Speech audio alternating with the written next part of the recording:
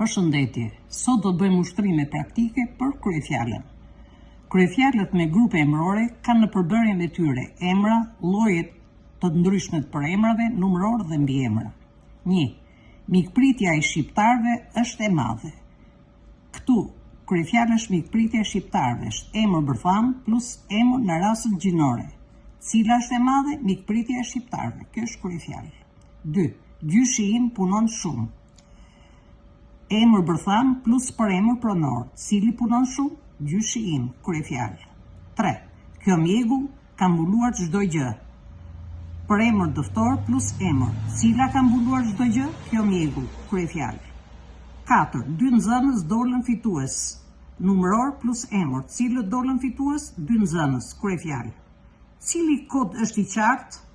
Përemër pyetës plus emër bërtham. Cili kod? Kryefjalë. 6. Lloj fjalish përdoren sot në gjuhën e folur dhe atë të shkruar. Përemër i pacaktuar plus emër. Cilët përdoren sot në gjuhën e shkruar dhe të folur? Lloj fjalish. Kjo është kryefjalë.